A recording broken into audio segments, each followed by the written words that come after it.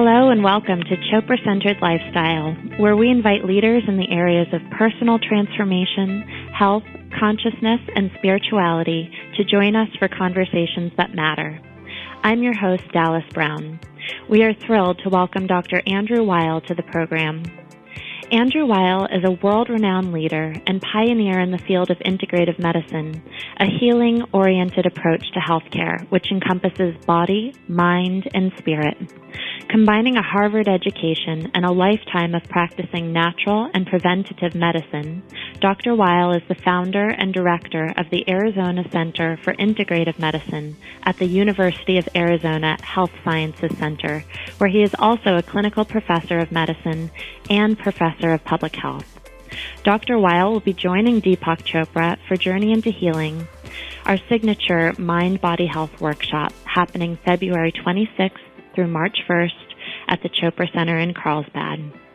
Welcome, Dr. Weil. We are so happy to have you with us today. So today we're going to be discussing a very simple but powerful topic. We're going to be talking about breathing.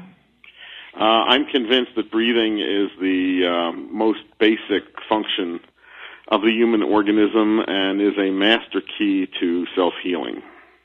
So I think many of us take breathing for granted. It's not something that we have to think about. It's something that we automatically do. Why is it so powerful for healing?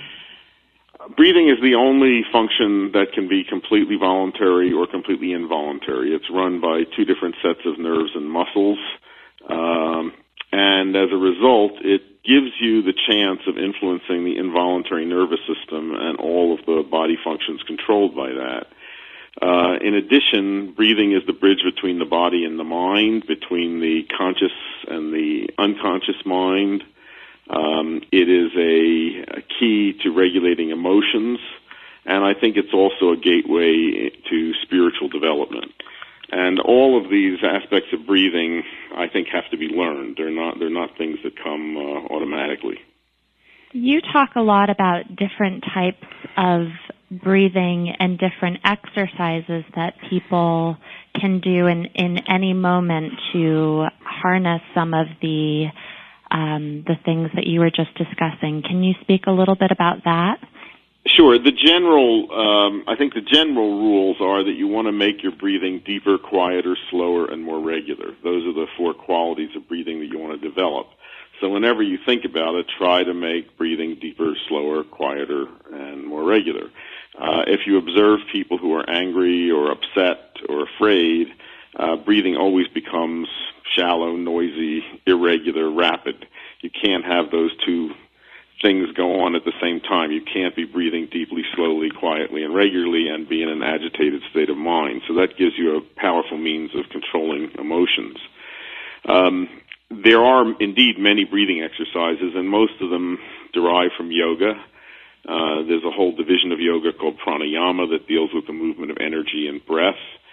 And I think if you look around the world at areas where emphasis is placed on breathing, whether that's in athletics or meditation or natural childbirth, and you try to figure out where this information came from, everything points to ancient India. This is an experiential science that developed thousands of years ago in India and has diffused all over the world. And while there are many different pranayama exercises, I think the basic ones that you want to work with are just very simple. And first is making breathing deeper, slower, quieter, and more regular. To make breathing deeper, you want to work with exhalation because that's the phase of breathing that you have greater voluntary control over. So a very simple practice is at the end of a breath, try to blow more air out through your mouth and just keep doing that until you can't get any more out and you feel real strain around the level of the diaphragm. You should also, and if you breathe more air out, you will automatically take more air in, and when you breathe more deeply, health is better, all functions of the body are better. I think we've all heard that we should breathe abdominally. If you don't know whether you're doing that or not, you want to put your hand on your belly, and when you take a breath, your hand should expand outward. If your hand doesn't move outward, you're breathing mostly off your chest, and that doesn't allow for full expansion of the lungs. There are many reasons why people may not let their abdomen expand. Women may be afraid of looking fat, and men have been taught to have rigid abdominal muscles, but that's not smart. You really want to have your belly move out when you take a deep breath. So that's just some basic information about breathing. The reason that I think breath is so much emphasized in meditation is that it's a very natural place to put your attention. And it's a very safe place to put your attention, much safer than having it on thoughts or images in the mind, which are usually the sources of emotional upsets. So another simple practice is that whenever you think about it, just put your attention on your breath without trying to influence it. That's great, and so simple, and obviously something that we can all do at any time. Now, Correct. Are there physiological changes that happen in the body when we begin to cultivate this type of breath? Yes, and the changes are in the autonomic nervous system or the involuntary nervous system. That has two divisions, the sympathetic nervous system, which speeds things up and prepares us for fight or flight, and the parasympathetic nervous system, which slows things down and is associated with the relaxation response. And the tone of these two divisions of the involuntary nervous system should be in proper balance. In our population, in most people, that balance is way off in the direction of sympathetic tone being too high. And that's associated with stress, with anxiety, and that translates into physiological disturbances, into high blood pressure, rapid or irregular heartbeat, digestive disturbances, circulatory disturbances, a whole range of problems. So that I think most people need to practice methods that increase parasympathetic tone and decrease sympathetic tone. And I know of no more powerful way to do that than by working with the breath. Now, you mentioned pranayama, and in the yogic tradition, there's the Shitali breath, which is the cooling breath, and the Ujjayi breath, which is to heat up the body. So it seems that there are various ways to use our breath for different goals. The two exercises that I most frequently teach, one is sometimes called the breath of fire or the bellows breath. This is rapid in and out breathing through the nose. And this is a stimulating breath. It definitely warms you up if you're feeling cold. You're doing real muscular work. And it also, I think, increases energy circulation and promotes alertness. So you can do this, you can practice doing this very rapid in and out breathing through the nose. You can do it for 30 seconds at a time first, then work up to a minute. I find this very useful in the afternoon if I'm feeling drowsy. If I'm driving and feeling drowsy, I'll try it to see if I can wake myself up that way. If I'm feeling cold, it's a very simple, useful practice. The other breath that I teach every patient that I come in contact with, I call the 4-7-8 breath. And this is breathing quietly through the nose, in through the nose to a count of 4, holding the breath for a count of 7, and then blowing air out through the mouth to a count of 8. And you do this for a total of 4 breath cycles when you're first learning it. It takes all of about 30 seconds. And then you've got to do that at least twice a day. And at the end of a month, you can increase to 8 breath cycles at a time. But that's the absolute maximum. You can do it more frequently, but never more than 8 breath cycles at a time. And this is the most effective means I've found of increasing parasympathetic tone. It slows heart rate, lowers blood pressure, improves digestion, promotes sleep, and is a very effective anti-anxiety measure. Now, you've researched and done so much work in the areas of integrative healthcare and diet and exercise and all of these areas of health. And you find that the breath is one of the most powerful tools. I'm wondering how you came to that. Was it through research or personal experience or some combination? It was a combination. It was first from studying and practicing yoga and reading about pranayama and learning some of those techniques. And then second, it was from working with several old-fashioned osteopathic physicians, DOs, who used manipulation as a main therapeutic intervention and put great emphasis on breathing. And one of those was a mentor of mine, a man named Robert Fulford, an osteopathic physician in Tucson. I met him when he was in his 80s, and I think he's the most effective clinician I've ever met. He paid a great deal of attention to breath and breathing patterns, and his manipulation techniques were designed to free up and change breathing patterns. He was amazingly effective. He worked mostly with kids and even infants when I met him. He had a very successful track record of ending recurrent cycles of ear infections, otitis media in kids. He would do one treatment of manipulation, and you could see their chests expanding more fully, and they'd never get another ear infection. And he said that, that breathing is the mechanical force that pumps the lymphatic circulation, and if breathing is not working right, there's poor fluid drainage from the head and neck, stagnant fluid in the middle ear, which provides a breeding ground for bacteria. And he said you could wipe out the bacteria all you wanted with antibiotics, but if you didn't correct that root problem, the infections would come back, and that is, in fact, the usual pattern that we see. And as I say, just one treatment by him to change breathing, and these kids would never get ear infections again. Wow, that's really amazing. That's such a tangible example.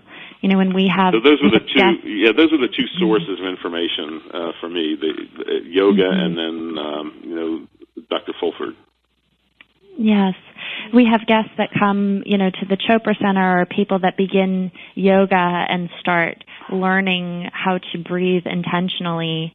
And I've heard many people say, that they realize that perhaps they were never breathing before, that they weren't, fully expanding their lungs and taking in oxygen. And there really is such a difference when you begin to do that intentionally. Absolutely. Now, there's another dimension to breathing, which is more esoteric, and that is the spiritual side of breathing. Many cultures throughout history have equated the breath with spirit. In fact, in many, many languages, the words for spirit and breath are the same. That's true of prana in Sanskrit, and pneuma in Greek, and spiritus in Latin, ruach in Hebrew. Unfortunately, not in English, so we don't see that connection. And many people believe that the breath represents the movement of spirit in the physical body. So what follows from that, one is that when you turn your attention to your breath, you are looking in the direction of your spiritual self. And I think if you pay attention to your breath 10 seconds today more than you did yesterday, you have made spiritual progress. That's really something. Yeah, another powerful belief that's common is that this is true in Native American culture, in others, that before birth, spirit is not connected to the physical body. It's somewhere in the vicinity of it, but that connection is not established until the first breath is taken. I just got the image of, Dr. Frankenstein having constructed this being, but the being doesn't come to life until there's breath, breathed prana. Exactly. Yes. Now, many of our listeners are looking forward to joining you and Dr. Deepak Chopra at our Journey into Healing workshop this coming February. And we get questions all the time from our guests and from our audience that want to know, what can they do today to improve their own health? And I think the breath is really a very powerful tool, that something that all of us can begin to pay more attention to. What else can people do that's that simple to really start to see changes in their health and how they feel? I'd say learn the basic information about nutrition and health. And it's not that complicated, and the first step is simply avoiding refined, processed, and manufactured food. That puts you a long way ahead. Secondly, I think being physically active every day. That does not mean you have to go to gyms or work with personal trainers, but you want to move your body every day. walking is a great way to do that, and I've always been a big advocate of walking. Third, I would say, is to attend to rest and sleep and make sure you're getting enough sleep of good quality, and if you're not, to try to figure out the reasons for that. Another one is to learn and practice some method of neutralizing harmful effects of stress on the mind and body. And again, I would say that the breathing techniques are the most effective and most cost-effective. Wonderful. Thank you for that information.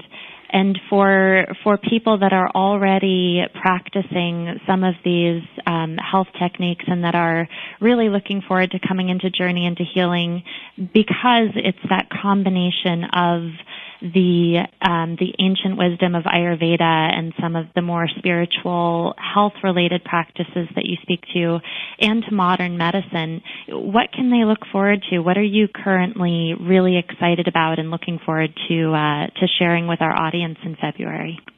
Well, I am always following nutrition research, and there's some really cutting-edge nutrition research that I think is quite fascinating, especially about the human microbiome, the world of microorganisms that live inside us and on us.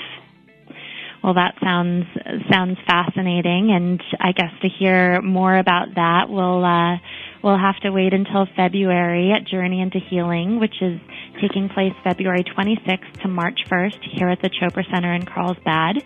And you can join Dr. Andrew Weil and Dr. Deepak Chopra, as well as our entire staff of master educators and physicians here at the center in February. Dr. Weil, thank you very much for your time and for being with us today. I enjoyed it. Thank you. If you'd like to learn more about our Journey into Healing workshop with Drs. Weil and Chopra, please visit us online at chopra.com/journey, or you can give us a call at 760-494-1639. We look forward to seeing you at the Chopra Center.